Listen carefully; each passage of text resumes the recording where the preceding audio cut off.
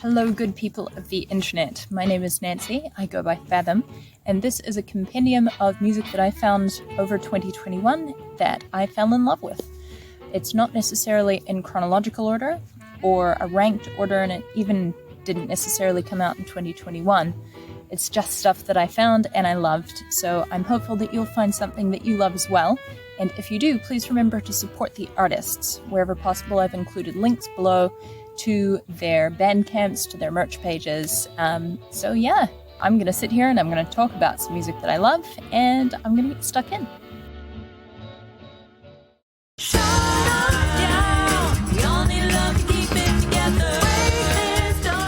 The first piece of music on this list is me. I am a singer-songwriter and musician. I make instruments as a hobby, and then I take those instruments and I incorporate them into my recordings. I have an album called The World to Breathe coming out on the 28th of January 2022, but the first single, Mother Star, was released at the end of November of 2021. And I've put it on my list because I like it, and it reminds me of all of the points in the song's journey, from its conception in my bedroom at the beginning of the first lockdown in New Zealand, to hearing the early mixes coming through, to putting the video together and its eventual release. So, good memories, good times all around. I hope you like it.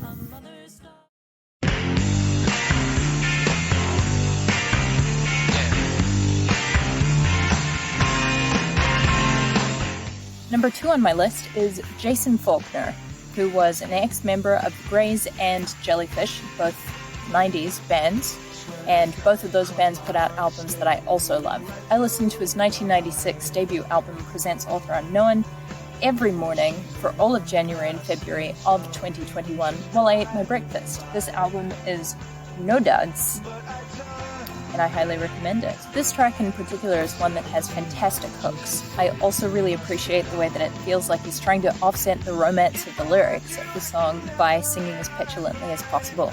I watched this great MTV clip of him performing it live to all of these screaming girls, and it looks like he's just super unimpressed with his life choices up to this point and just sulks his way through the entire song. That aside, I really love this song. Great chorus hooks.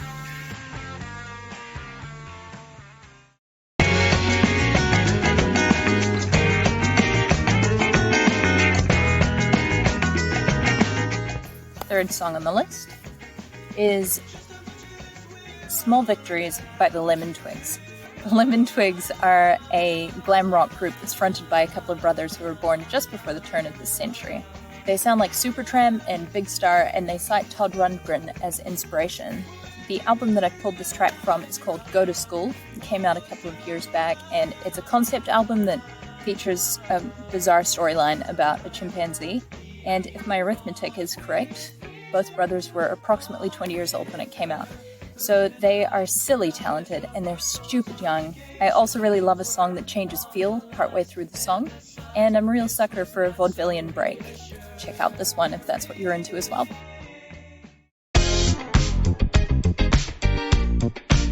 This next track is called Tied Up Right Now, or Tied Up Right Now. They sort of merge all of the words together in their titles, but Tied Up Right Now by Parcels. They're an Australian electro-funk quintet. They're also silly young, or at least I think they were when they put this out, but I could always just be aging myself into cultural irrelevance. This is a song that has a bass line that really pops. It's got some great 3-part harmonies at the chorus. It's got this pokey, trebly guitar. And it's quite an understated production, which makes for a really good chorus. The hook for me at the chorus is centered around the rhythm of the melody. I love this song so much. I played at a dinner party that I was at earlier this year, and I very rudely stopped everyone from talking and asked the host to go and find what it was that had played on the playlist before we lost it. Following that incident of poor etiquette, I listened to this song about twice a day for at least a fortnight. And to this day, I still feel like it ends too soon. It's just so much good in such a small package. Well done, Parcels.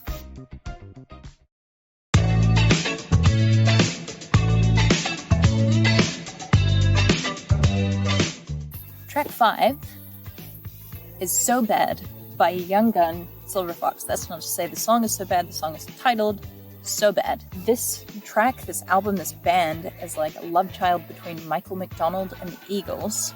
I love me some yacht rock, so this is right up my alley. I think, honestly, that the music is extremely derivative, or at least it's several decades, many decades too late. But if someone offers me a musical addendum of the 70s, I'm not going to say no. Also, I love a major sixth to root to that same pattern, drop down a tone. I don't know musical theory. That pattern really speaks to me. It also features in Soma by The Strokes, Get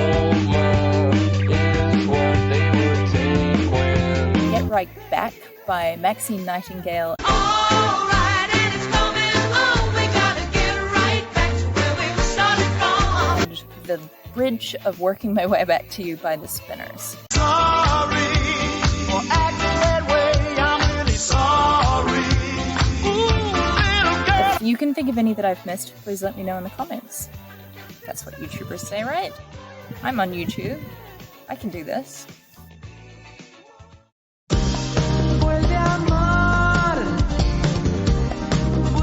This artist here, number 6, is one whose music stands at the intersection of South American music, and jazz, and pop, and rock, and my heart. I came upon Banti by way of Rodrigo Carasso, who is an outstanding Argentinian singer-songwriter and probably one of my favorite musicians, honestly. But I discovered his album last year, so he'd have been on last year's list if I had been making lists at that time. They're both part of a scene of music in Cordoba, Argentina, and that's a scene that we can all afford to enrich our lives with personally. The music coming out of that scene is staggeringly good. I really like in this track the combination of soft or acoustic instruments and how that's juxtaposed against some really heavy distorted guitar. There are time signature changes, there are polyrhythms, spectacular chord changes, and a halftime outro? Come on now.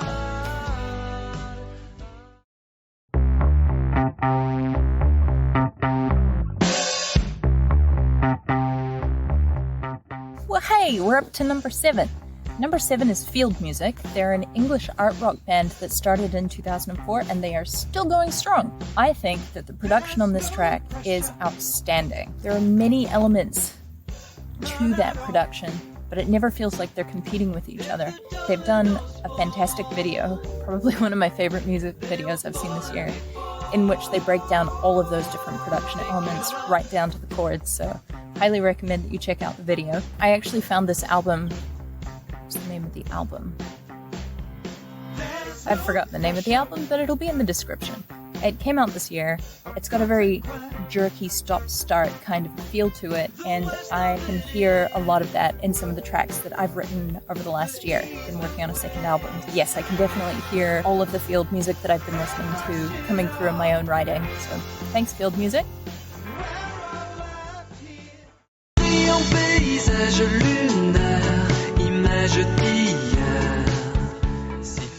Track 8 is from a French Baroque pop band called Orwell, and it's pulled from an album called Exposition Universelle, which was released in 2015. Don't come at me for my French. I think that this song is so lush. I came across this artist on the Grey Days in Gold playlist. Just a brief aside, Grey Days in Gold is one of my favorite music blogs.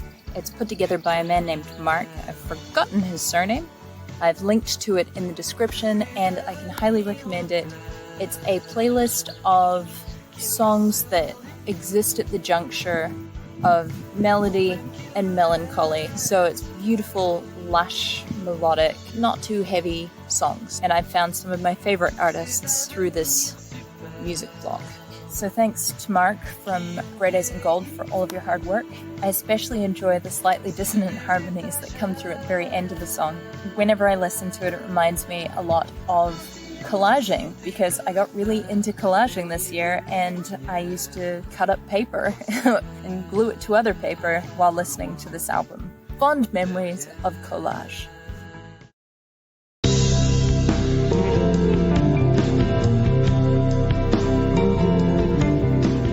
Fleece is a Montreal indie rock group. I have very strong memories of this song. I was driving to work in a rural area. It was the middle of winter, so the sun angle was quite low, driving way out in the wogs. Sunlight was filtering through these patches of kahikatea forest. And it's quite a wet mix on this song. It's sort of psychedelic pop, progressive pop, I suppose. So it felt like I was just swimming in the song in this glittery winter atmosphere. It was just very pretty. It was a very evocative moment. So when I listen to this song now, that's what I hear. Maybe you'll hear that as well now when you listen to it. Fleece seems like a really fun band, just as people. They seem like fun people. I've been enjoying vicariously following them on social media because they've been touring this year and they seem to really love each other. It reminds me of my band because we really love each other and we haven't been able to do much in the way of live performance this year because of COVID, being in the studio and so on. More on that soon.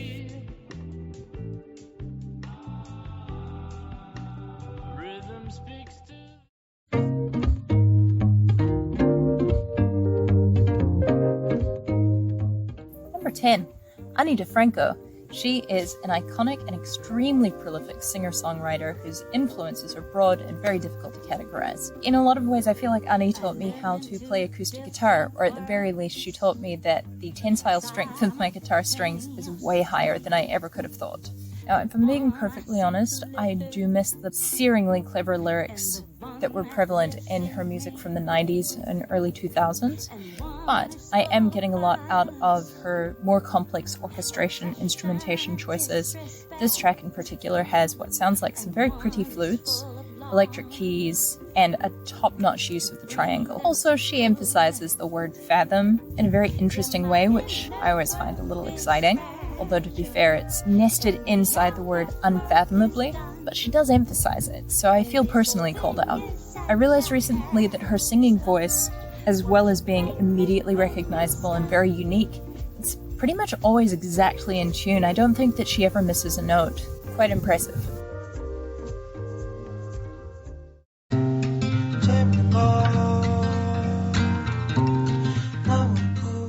I don't remember how I happened upon this artist, Midair Thief, or this track, but I was immediately taken with it. I don't know whether it was the stunning and slightly eerie chords, the pretty musing melody, the swooping instruments, or the time signature change, but I was hooked.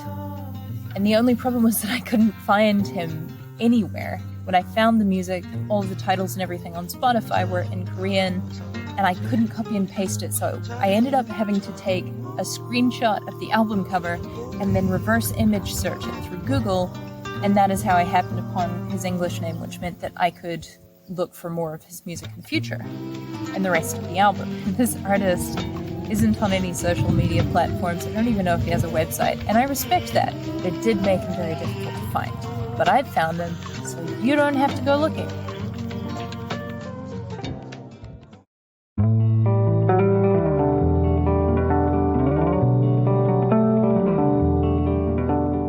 Song number 12 is by A.P. Simpson, and it's entitled Blank Stare. I happened upon A.P. Simpson in 2018 on Bandcamp, and as far as I'm aware, he doesn't have a huge following, and I have no idea why. His flavor of indie rock is haunting and sophisticated and so cleanly played. His chords are lovely, his arrangement is lush, and the instrumentation is beautiful and slightly unsettling. So I was immediately drawn to this for the chords, but the production is just impeccable as well. So please go check out A.P. Simpson, give him lots of support, lots of love, because his music is fully deserving of it.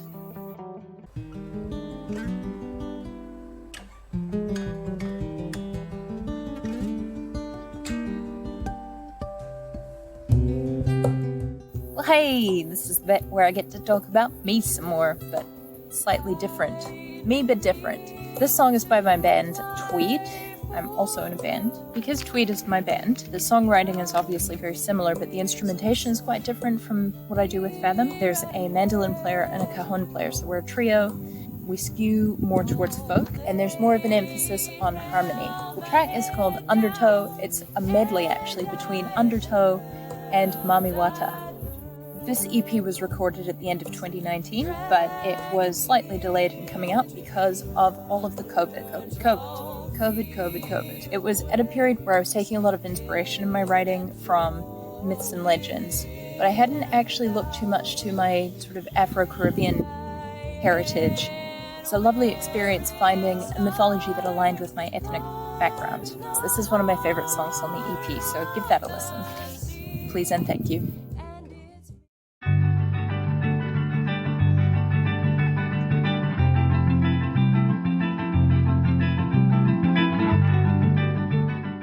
I think that Madison Cunningham is one of the most talented singer-songwriters who is making music at the moment. The song Broken Harvest came out when she was asked by NPR to write the song as part of a project they were doing on the theme of dreams deferred. Because COVID. This song has stellar lyrics, and it is so beautiful. It's one of the prettiest songs I've heard, I think. And I know that sounds hyperbolic because I have heard a lot of songs, but it is up there. She's a master of beautiful dissonance. She knows how to take music to a point where it's almost ugly, but then is not. Pulls back just before it gets ugly. The song also inspired me to go out and buy a harmonizer pedal, which ended up being a focal point for my second album, which I've been recording. So thanks for the implicit recommendation, Madison. Her guitar playing is enviable, and her guitar tone is something that I love very much. Please listen to this song. It's very good. Top quality, grade A songwriting.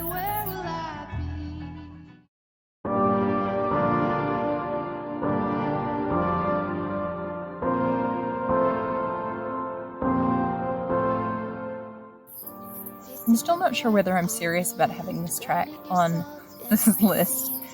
It's called Beautiful and Tragic.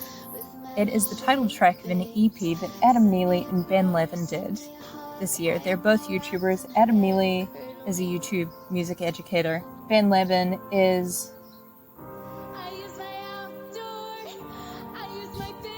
undefinable.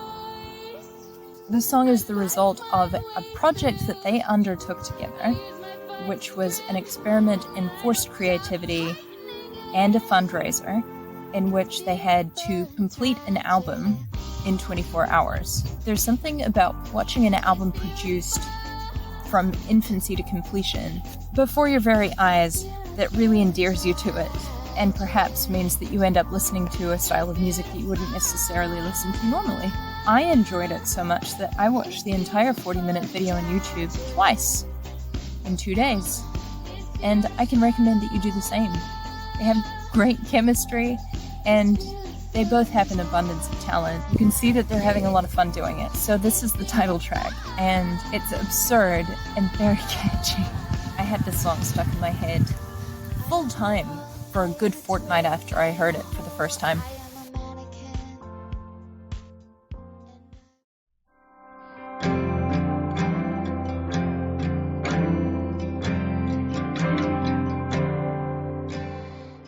Happily, we have come to the Staves. They are an indie folk trio from England.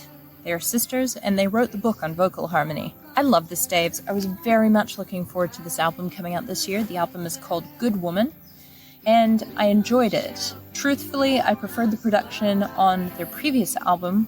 It was produced by Justin Vernon, but on this particular track, I feel like the production really works in their favor. I adore the Staves.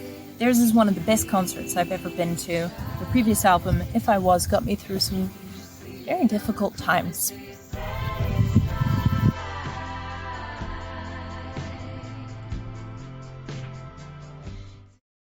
Don't let go of the magic. This is everything what Track 17 is Magical by Laura Mvula. I've always liked Laura Mvula's music. Her production tends to be bold and assertive, which I quite like, but I've especially enjoyed her forays into bold-faced synth pop. I very rarely pay attention to lyrics in music, which sounds kind of sacrilegious coming from a musician, but my brain seems to focus primarily on the music. So I'm not really sure what this song is about, truth be told, but it sounds explosively jubilant. Also, there's a key change, a well-executed key change. That's hard to pull off.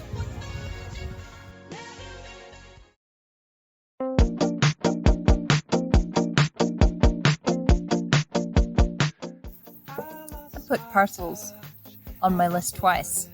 And I can do that because it's my list and I like parcels. And if that's not something you enjoy as much, I suppose there is always Pitchfork, but I think this is better. I'm biased. As I mentioned earlier, I got into parcels via Tied Up Right Now. And it took me a little bit longer to get into the rest of the album because it's more of a jam vibe than the tight song structure of Tied Up Right Now. But once I did get into it, I really got into it, and it was my go-to listen to while I'm cooking album. And this song is incredibly catchy. It's probably my second favorite on the album after Tied Up Right Now, which is why it's on my list. See? Much better than Pitchfork. Let the river rise, open up the skies, not gonna wash away. Let the Number 19, my good friend David Crosby. When people ask me what my influences are, I almost always cite David Crosby as one of my greatest influences.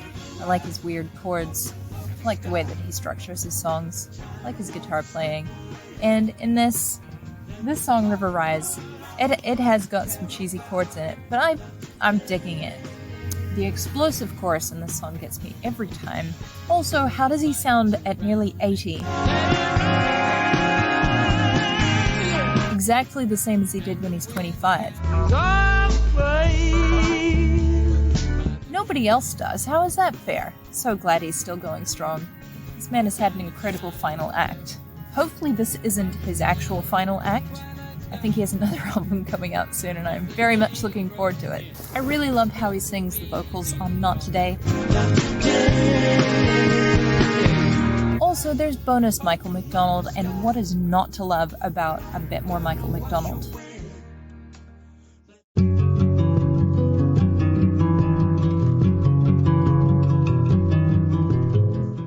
This dude, number 20, Jose Gonzalez. Such good autumn and winter music. I first happened upon him during an especially evocative period in my late teens, and I really appreciate that pretty much everything he's put out since then has been an extension of that musically. Although, to be fair, one of the things I do love about this new album is that it feels a little more musically mature than some of his earlier work. So there is a difference, but it's still so comforting. Oh, and because I didn't mention it, his style of music is this intimate, hushed, nylon-stringed indie folk.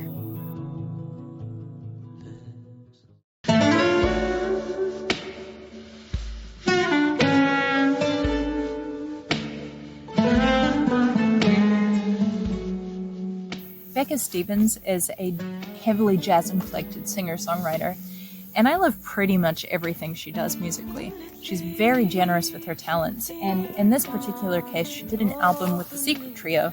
I came to Becca Stevens by way of David Crosby, who I think said she sounds like God on a good day.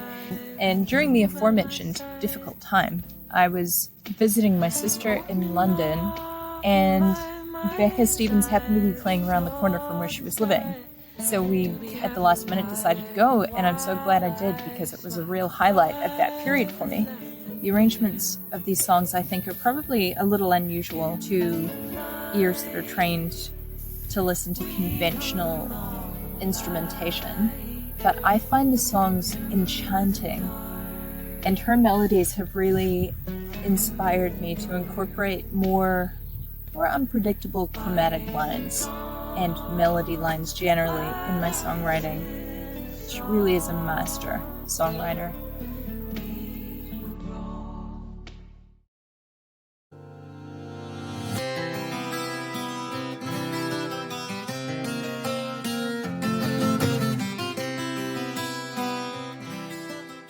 Number 22.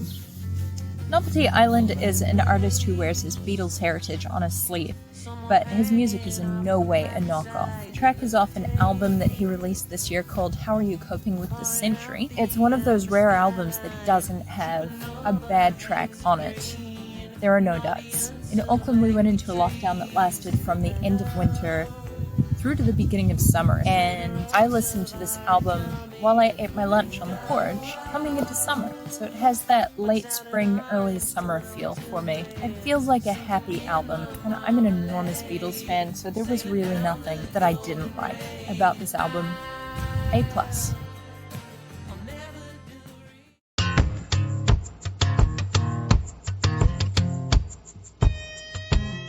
Yola is one of the best singers I have ever heard, hands down, across the board. Her voice has depth and character at every point of its range, every volume level, pulls off some truly impressive feats, all while giving the impression of total effortlessness, which I, to be honest, envy greatly. But if I can't have it myself, I would quite cheerfully listen to Yola sing all day. All around an incredibly impressive singer, and boy does she sing the hell out of this track.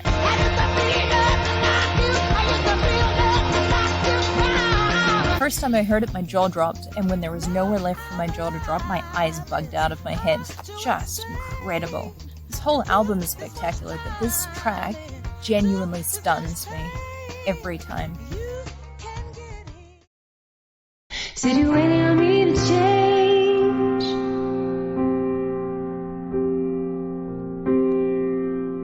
What you doing there for? Folks, we've got ourselves another double up. This album must be good. It is. This track is called Waiting on Me to Change, and it comes at the end of an album that I really enjoyed and is also quite emotionally heavy, or at least I find that it is. It provides some much needed levity at the end of the album. It's light and it's gentle, and I really love that. Also the way that, I think it's Jess, sings as cute as a button, like an especially cute button. Thanks for singing like a button, Jess.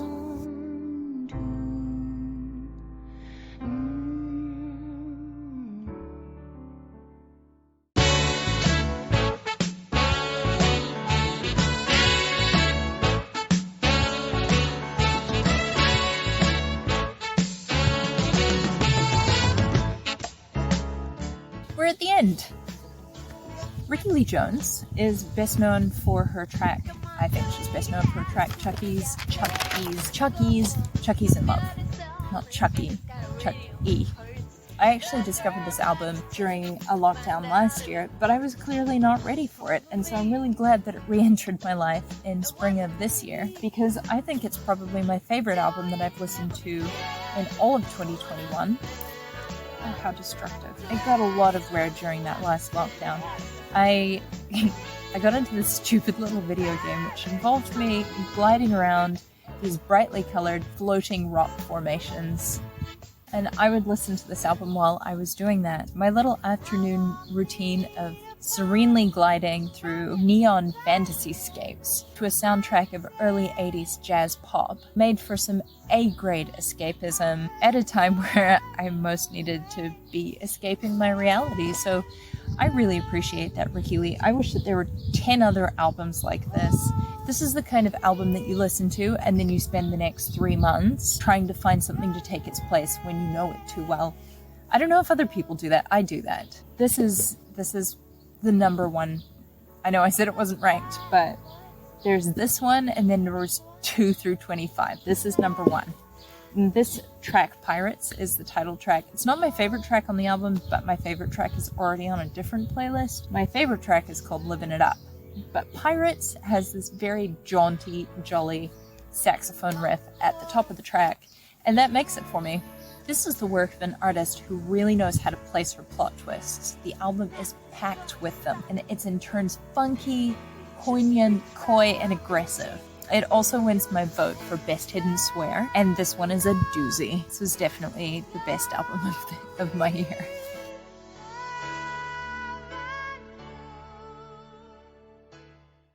So that's it. As I said at the top, there's a Spotify playlist to accompany this talking thing that I've been doing on video, this audiovisual extravaganza. If you want to follow along, have a listen to the Spotify playlist in the description. I hope you've enjoyed this. If you found something that you really love, once again, please support the artists, and otherwise, I hope that you have a 2020 that overwhelms you with positive experiences and inspiration. And love. Why not? Have some love too. Have a good one, folks.